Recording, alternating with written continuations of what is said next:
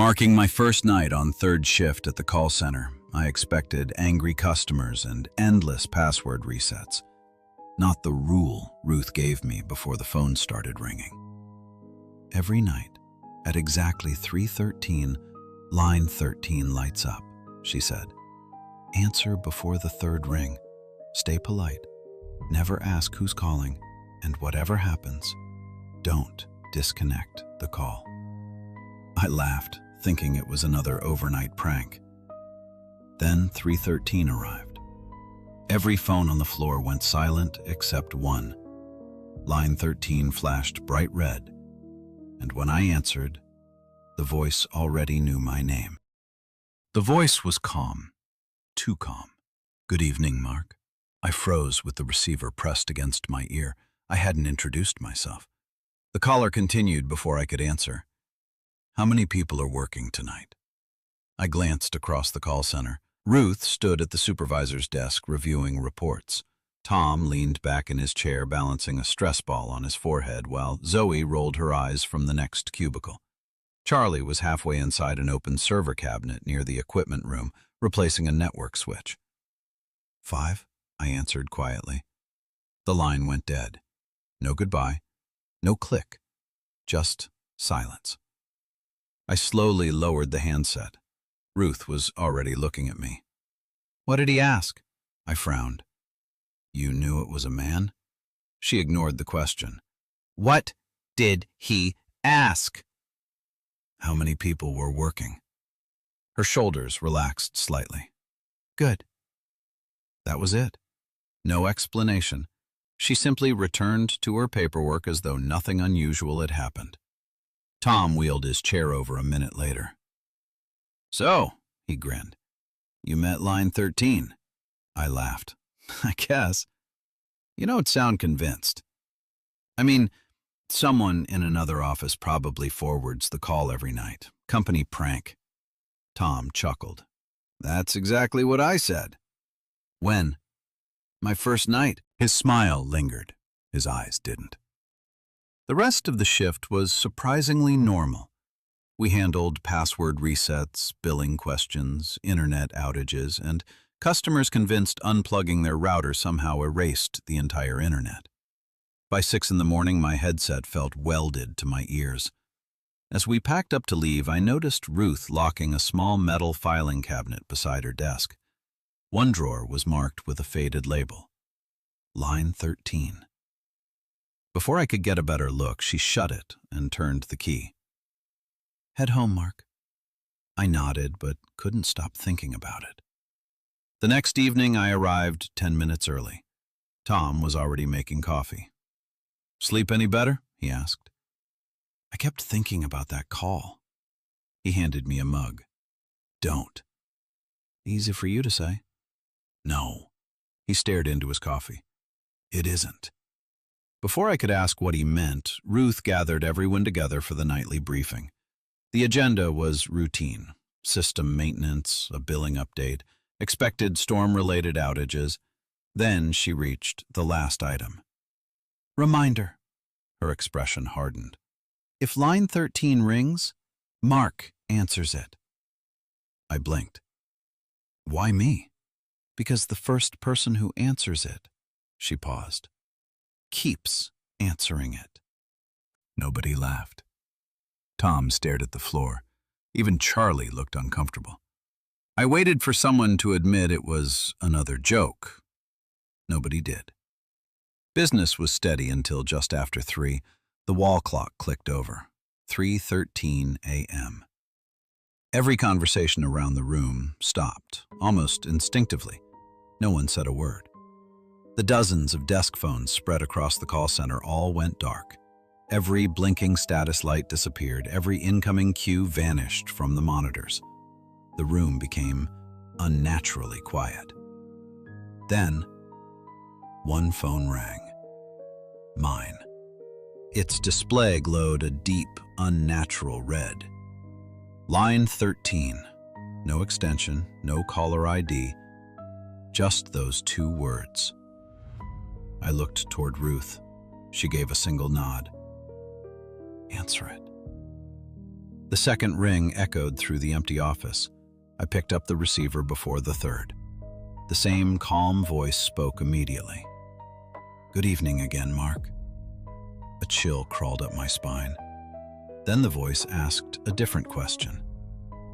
"Has Tom stopped leaning back in his chair yet?" The room stayed silent. No one moved. I looked across the floor toward Tom. He wasn't leaning back.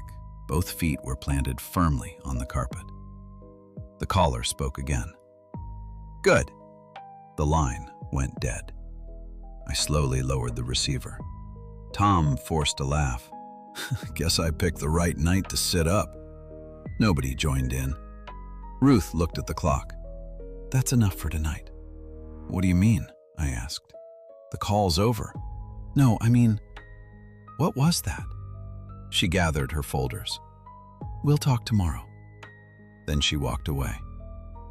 I barely slept. Every time I closed my eyes, I heard the caller's voice.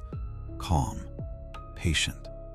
Like he wasn't threatening us, like he was trying to help. When I came in the following night, Charlie was already waiting beside my cubicle. He carried a laptop under one arm. I checked the call logs. And? There aren't any. I frowned. "What do you mean?" "Line 13 never rang." I stared at him. "I answered it." "I know." "I heard the phone." "I know." He rubbed the back of his neck. "But according to the phone server," he turned the screen toward me, "your extension never received a call." Every incoming customer, every transferred ticket, every internal extension, they were all listed, except line 13. It simply didn't exist. Business rolled on as usual. Angry customers, broken modems, forgotten passwords. By now, I'd almost convinced myself we'd somehow imagined everything. Then the wall clock changed. 3:13 a.m. Every conversation on the floor ended at once, almost instinctively. The phones stopped ringing. Computer speakers fell silent. Even the soft hum from the overhead air vents seemed to disappear. Only one light remained, the red glow on my phone. Line 13. Ruth didn't even look up this time. "Answer it." I swallowed hard and picked up before the third ring. The voice returned immediately. "Good evening, Mark." I forced myself to speak. "Who are you?" Silence. Then, "I told Ruth not to let you ask that." My stomach tightened. I looked toward Ruth. She was watching me, waiting, as if she already knew what the caller had said. The voice continued. "How's Zoe's coffee tonight?" I glanced across the room. Zoe wasn't drinking coffee. She was helping a customer reset a router while an untouched paper cup sat beside her keyboard. "Fine," I answered. "It won't be." The line went dead. I stood so quickly my chair rolled backward. "Zoe!" She looked over. "What?" "Maybe don't drink that."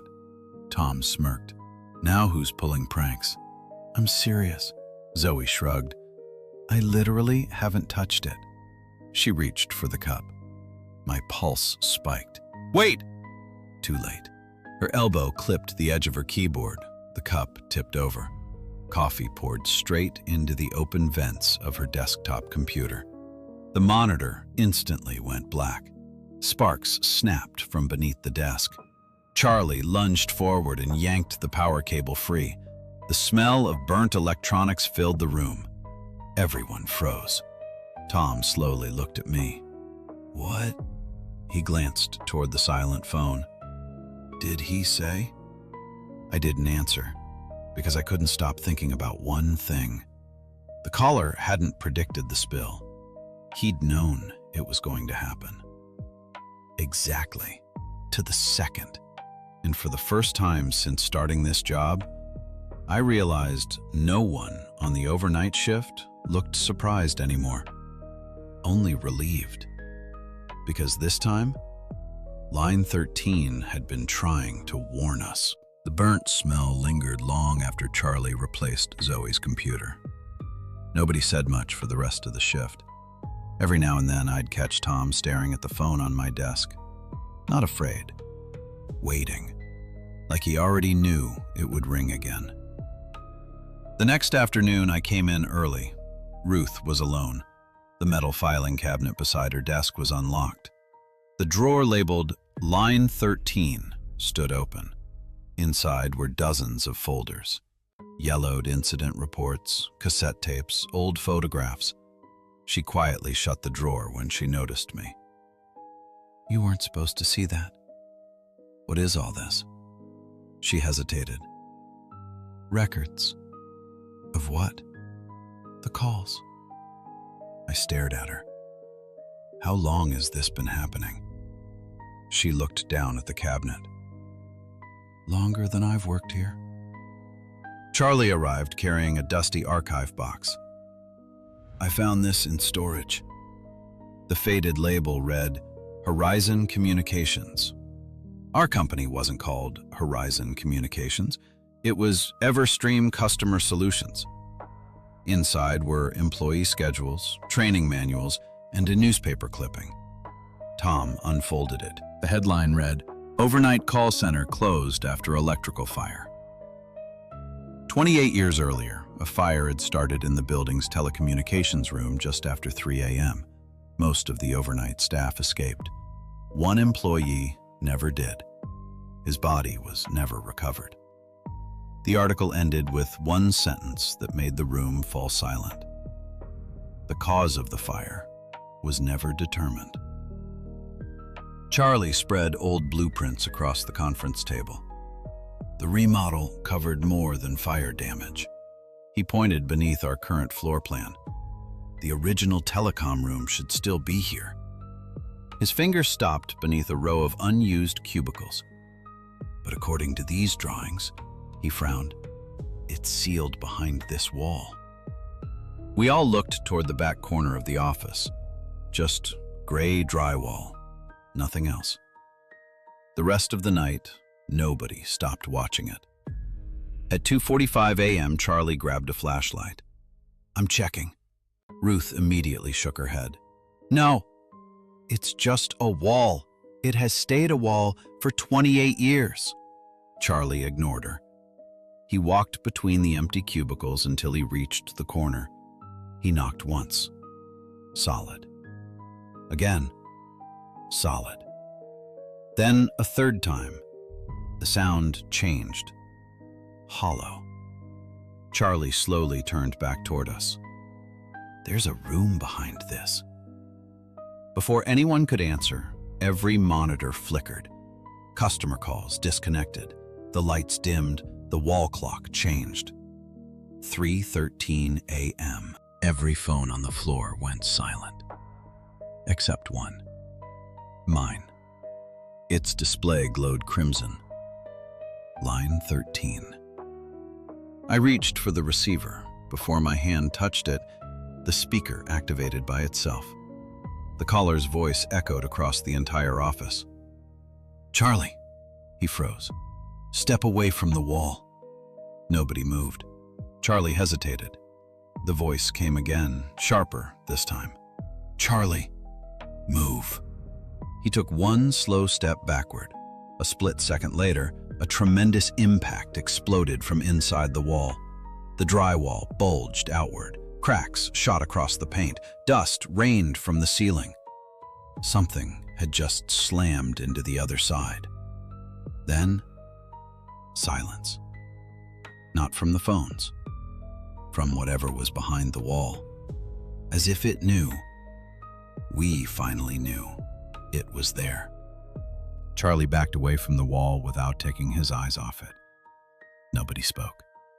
The cracks stopped spreading. Dust drifted slowly to the carpet.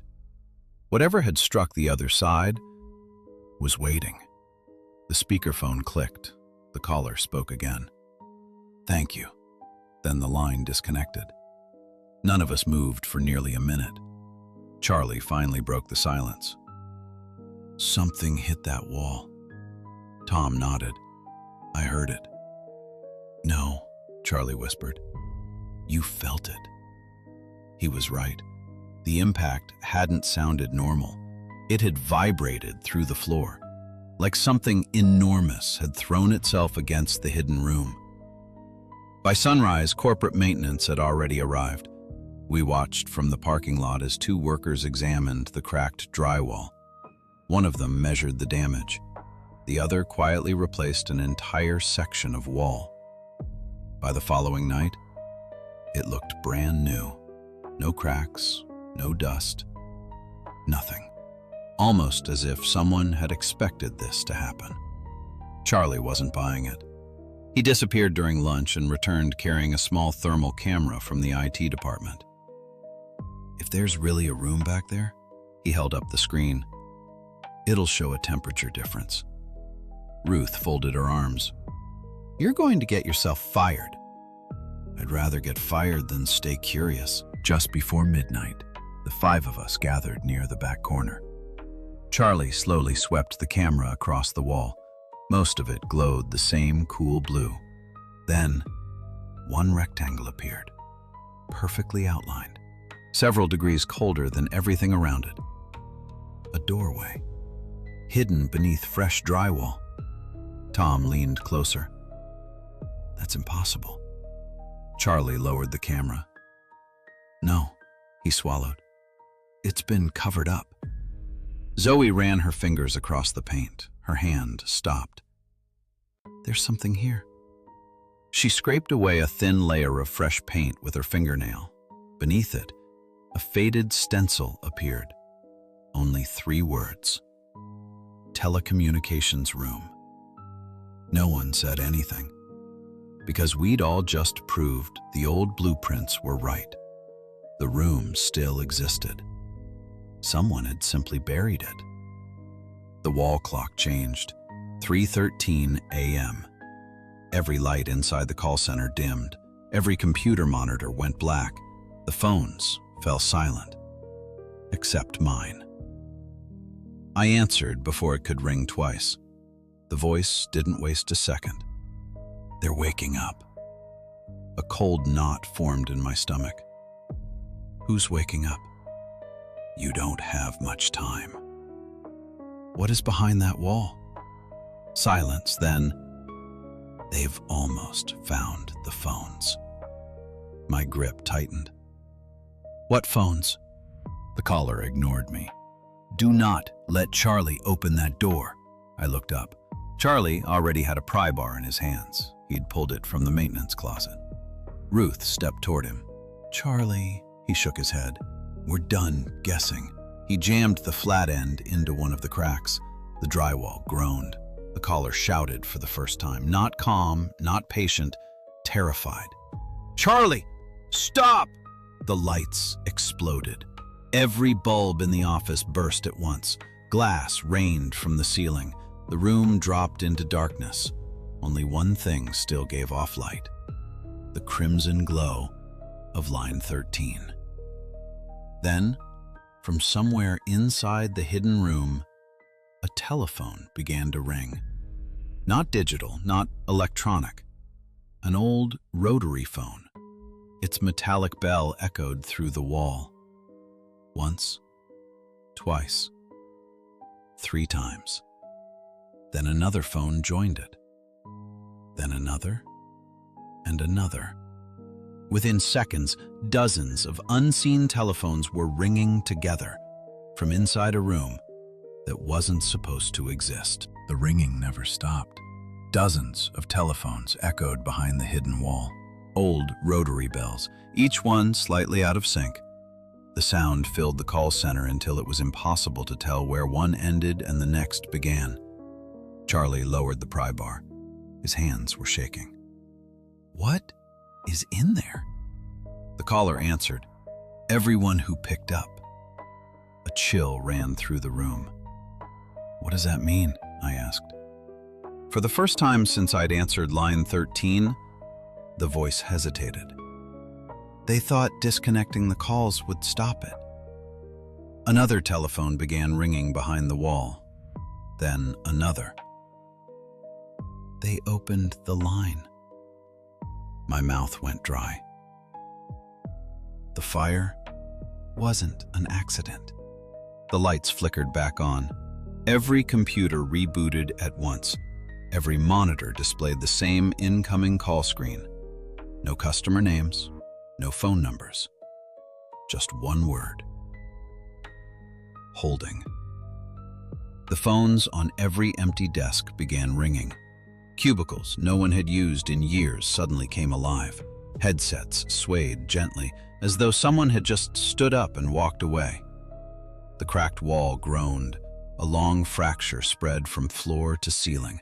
The hidden doorway outlined itself beneath the drywall. Then, the first hand pushed through. Not flesh. Blackened. Burned. Its fingertips wrapped around the broken edge of the wall. Another hand appeared, then another. Charlie stumbled backward. "They're coming out!" The caller's voice became urgent. "No, they're trying to answer." The wall burst inward, not outward. A cloud of dust rolled across the floor. Beyond the broken doorway, rows of old operator stations stretched into darkness. Ancient CRT monitors glowed green. Rotary telephones rang endlessly. Every chair was occupied. Men and women in smoke-blackened uniforms sat perfectly still, each wearing a headset, each facing forward. None of them moved, until one slowly turned toward us. Then another. Then all of them. Ruth stepped forward. "I know you." She pointed toward an older woman sitting near the front. "My first supervisor." The woman smiled, then reached for the phone beside her. The ringing stopped. Every operator lifted a receiver at the exact same moment, and every one of them spoke together. "Transfer complete." Every phone in our call center instantly went silent. The monitors went black. Even the emergency lights disappeared. The only thing I could still hear was breathing. Right behind me. I spun around. My desk was empty. Line 13 was gone. Only the coiled phone cord remained. It stretched across the carpet, under the broken doorway, as though something had dragged the phone inside. I ran. The others were right behind me. None of us stopped until we reached the parking lot. When we looked back, the entire third floor was dark, except for one window. Someone stood inside, wearing a headset, watching us leave. The company permanently closed the building 2 weeks later. Officially, the damage was blamed on a burst water pipe. The overnight staff was transferred to another office across town. Ruth retired. Tom refused to work nights again. Charlie quit before his first shift. Zoe never spoke about what happened. Neither did I. Until last week. My new desk phone rang at exactly 3:13 a.m. The display didn't show a phone number. It showed only one line. Line 13. Then, before I could touch the receiver, it answered itself. A familiar voice whispered, "Mark, you transferred."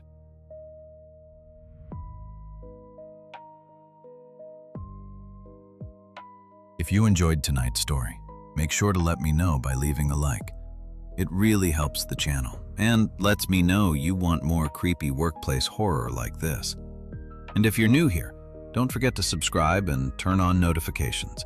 We post brand new horror stories every week, and trust me, you won't want to miss the next one. Now I've got one question for you. If your office phone rang at exactly 3:13 a.m. and the display only read line 13, would you answer it? Or would you let it keep ringing? Let me know your answer down in the comments. Thanks for spending part of your night here around the campfire. Until next time, sleep well. And whatever happens, don't disconnect the call.